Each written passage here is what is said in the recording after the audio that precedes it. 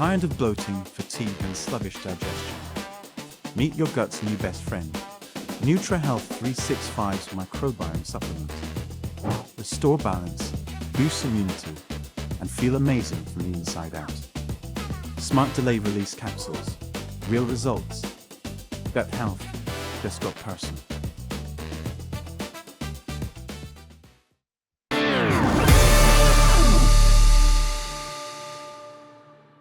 Good morning, everybody, and welcome to Trending on this fine Monday morning. I hope you're well wherever you are in the world. I hope you had a fantastic weekend. This morning's episode is brought to you by NutriHealth 365.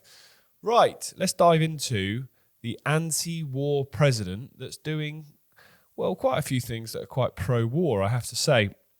I'm, of course, referring to the news that is coming out surrounding the strikes on a supposed drug smuggling boat in Venezuela or around the Venezuelan coast, which has been hotting up over the last few weeks. There's been more and more strikes. There's been more and more loud rhetoric where Trump's been calling for essentially public support, really, to go and invade Venezuela. There's not a lot of evidence being provided that the targets of these strikes are drug smugglers. They may well be, but there's not a lot of evidence really being provided. It's very much trust me.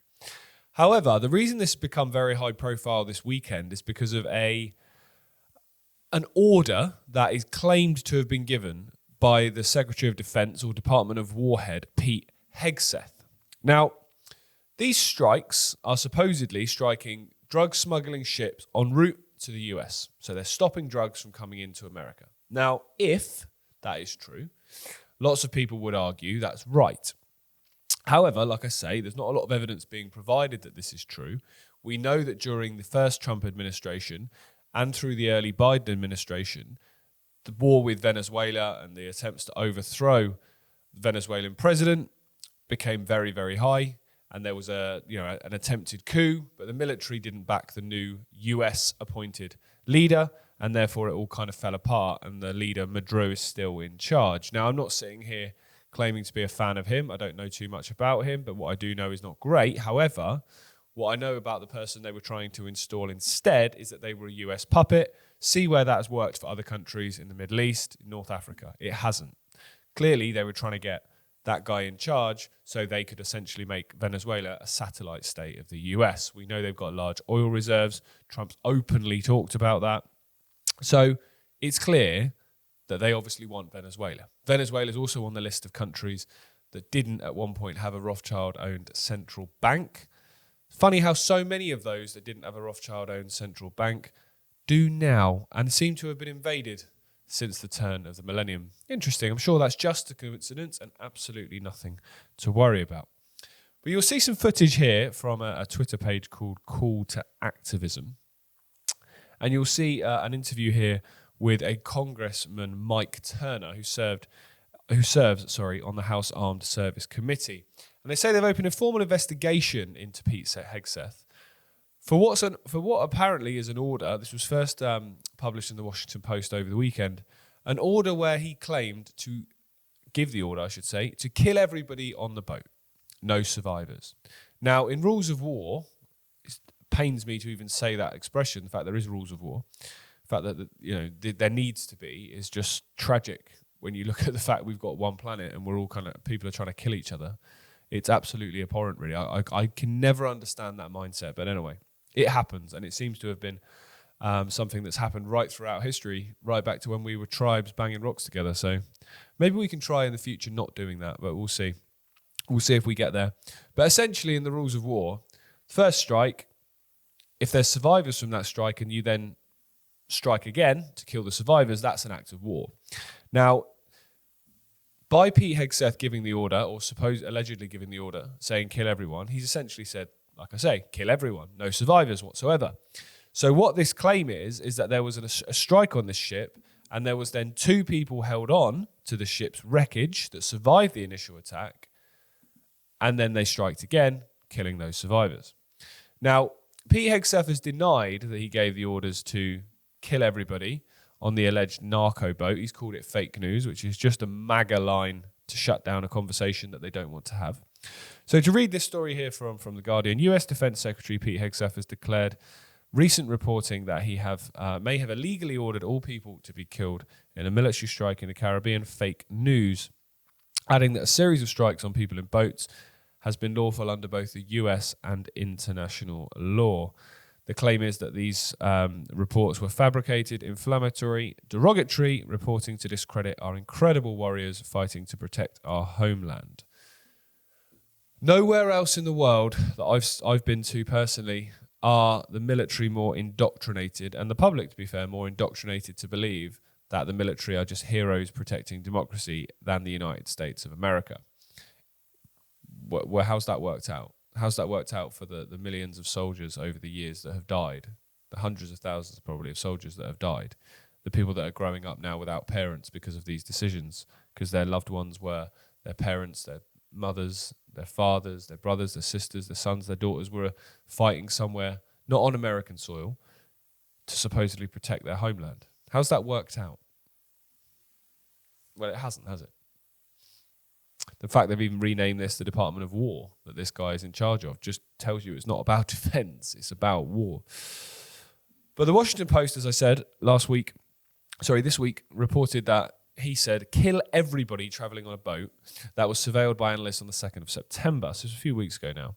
The first strike of many that were carried out. Like I say, 2 people supposedly survived the initial strike, and then based on Hegseth's words of kill everybody, they then launched a second strike, which was fatal for those 2 people.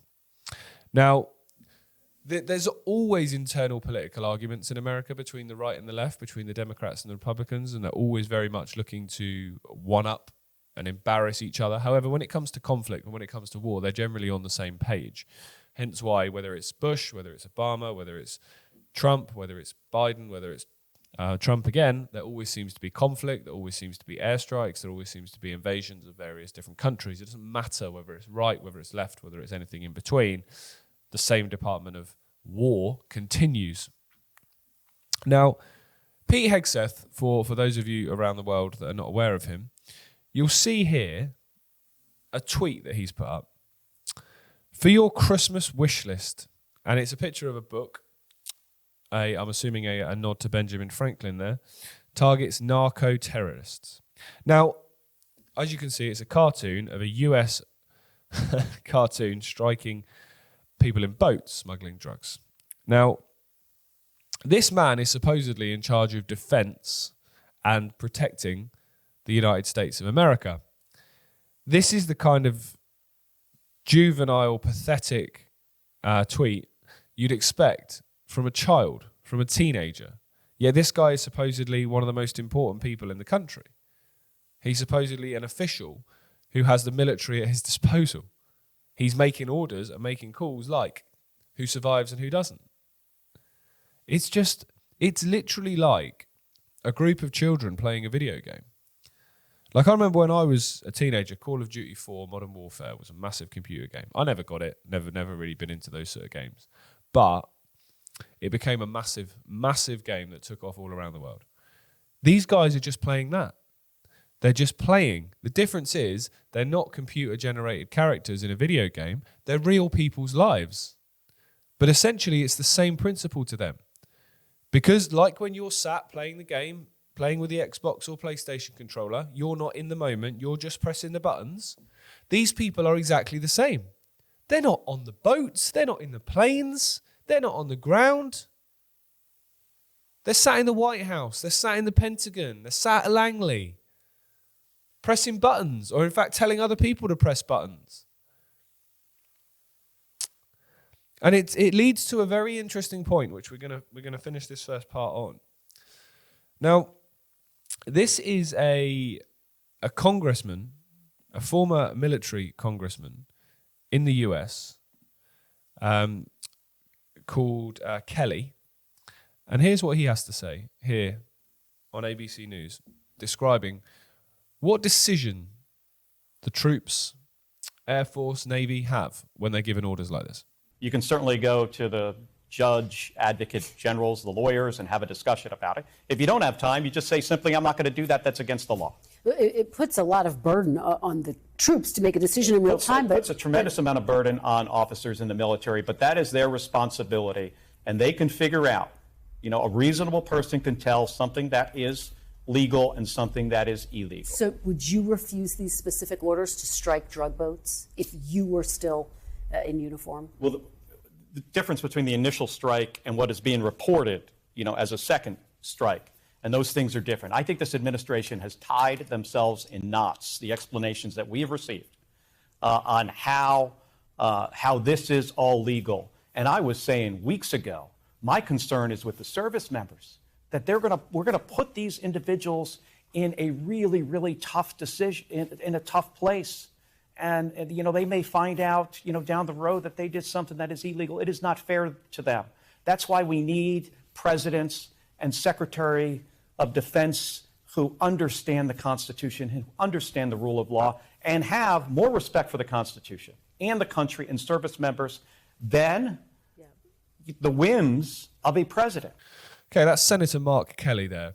And as you can see, like I say, politics in America is intertwined with everything, and I don't know anything about Senator Mark Kelly, so this is not an endorsement of him or his character at all. But what he's saying there is absolutely right. The military have a job to have a moral obligation to think about what they do. Now, I'm sure there'll be military people around the world that will be listening to me now going, that's crazy, it would fall apart. Well, that's kind of what I'm saying. It needs to fall apart. If you're being asked to go and shoot somebody who is unarmed in the street, would you do it? So if I said to someone now who disagrees with me on this concept, if I said to you now, as your superior officer, here's a handgun, go and shoot that innocent child in the street, would you do it? Some would. Some are so indoctrinated that they would. And I guarantee a lot wouldn't. So my point there is that you do have a line then. You do have a moral line where you will be asked to do something that is so far removed from what you think is acceptable that you will say no. So if you have that line, which you do, you've just said, where is it? Because it has to be somewhere. Is shooting a boat full of people that you don't know who they are, is that okay? Is then shooting survivors that are clinging onto the wreckage, is that okay? Is that where the line is? Or is it just shooting an innocent child? The military, people go into the military invariably, obviously with exceptions. There will be full of psychopaths. There's psychopaths in every walk of life. But I would say the majority of people that go into the military go in because they think they are doing something for their country. They want to protect their homelands. They want to protect their loved ones. They want to protect what they identify with as their home. Yet how many of you actually do that? How much of what you do is actually about doing that rather than furthering some kind of political, ideological agenda in different parts of the world, way, way away from your homeland, while at home, chaos is going on your streets. So for people in the UK that are in the military here, you're being asked to get ready for war with Russia. You've been fighting in the Middle East for all these years, while at the same time, the borders of your homeland have been surrendered. The safety on the streets of your homeland have been surrendered. The cities, the schools, the parks, they're all unsafe in a way that they never were before. And that's been allowed to happen while there's a military supposedly fighting to protect the homeland thousands of miles away in the Middle East. Same in America. You've got a southern border that's essentially open. While you're being asked to fight in the Middle East, while you're being asked to donate billions of pounds to Ukraine or to Israel. How does that make any sense? It's because being in the military is not about protecting your homeland. It's not, I have to say, one of the most honest things that Trump has done in his presidency is reclassify the Department of Defense, Department of War, because that's what it really is. It isn't a Department of Defense. Defense is about defense. Defense isn't about attacking countries thousands and thousands of miles away from home. That's not what militaries should be about. That's not what defense departments should be about. They should be about protecting the homeland of whatever nation that may be.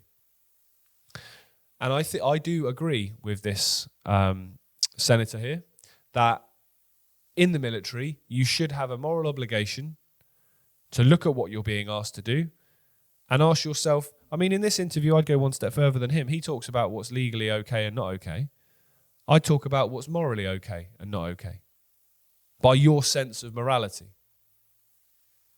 Now, I know that through training in the military, they will do absolutely everything they can to indoctrinate and program out of you any sense of morality and any moral compass that you may have of your own, and you will be taught to simply just follow orders.